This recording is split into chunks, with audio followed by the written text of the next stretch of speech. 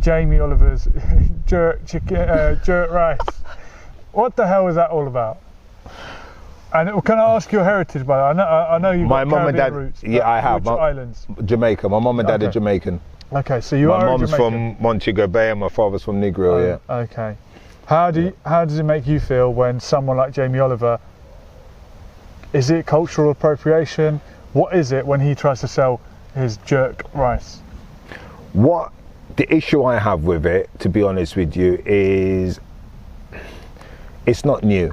Everybody is taking stuff and capitalize on it in some shape or form. It happens. But it's not just the rice, it's everything. Everybody takes things, add their little spice to it, and then uses the term to say that's what they're doing. For example, he's saying it's jerk, when in actual fact it's not. It doesn't include all the ingredients. So, you know, does jerk mean barbecue? Someone told me that. Literally, it means barbecue. It does, but it has to have pimento and different spices in it for it to be particular jerk. And you see, and it's a Patois word. I can't tell you if it is or isn't. I suppose it is. I suppose it is. It's just a word I grew up with. I don't know if it. I would say yes, it is a Patois word. I mean, Patois in itself, is it a language? Is it a dialect? It's a dialect. It is English, but it's a dialect, or you know. But at what point does a language become a dialect, or does it become a separate language? I think Norwegian and Swedish are technically the same language. Yes. But they, for cultural or political reasons, they call themselves a different language.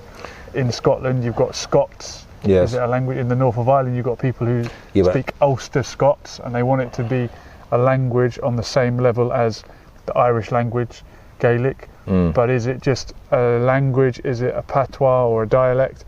I think the Caribbean patois has even been influenced by the Irish. Of course it would be, because accent and language. There's a lot of Irish was and over there. Your name McIntyre is Celtic Celtic as well. So it's Scottish. Okay. It's Scottish. It's McIntyre. Yeah. It's Scottish. But having said that, there are roots in Almagh. Okay. County Almagh, right? Where it was first registered under the Magna Carta. Okay.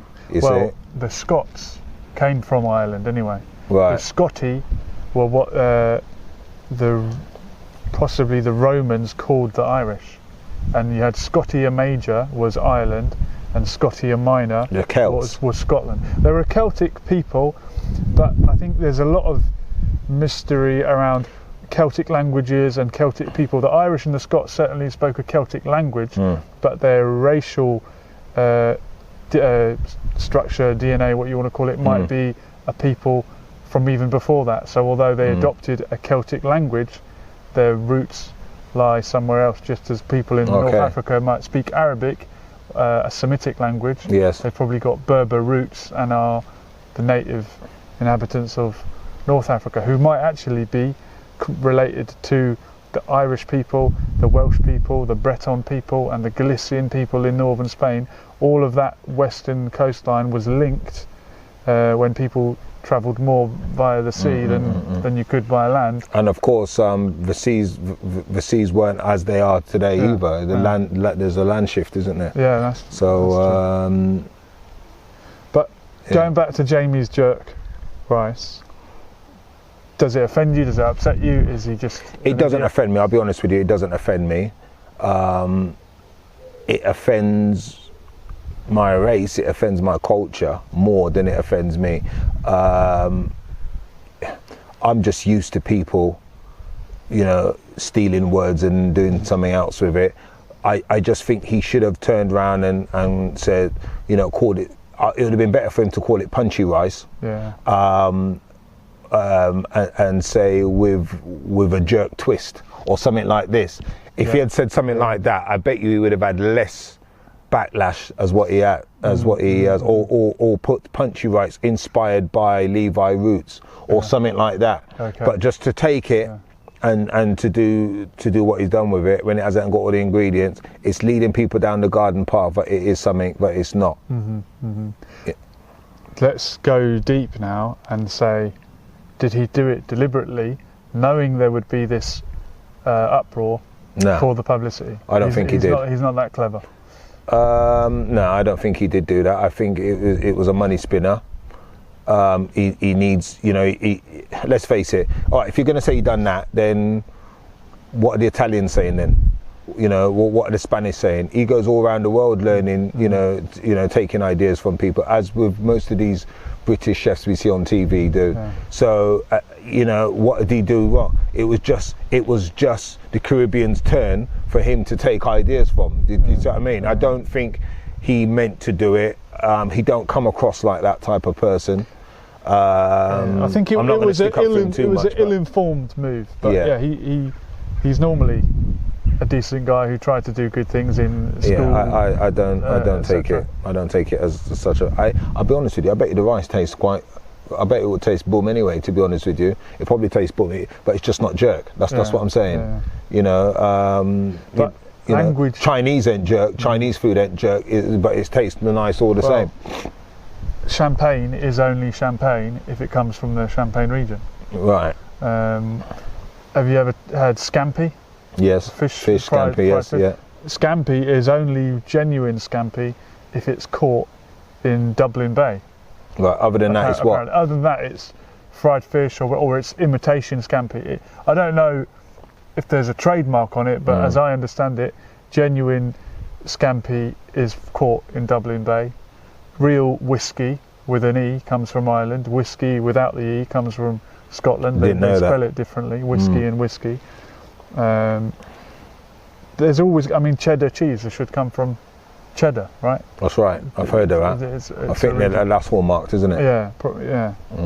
So there's always going to be regions or cultures that have the monopoly on a certain food or whatever.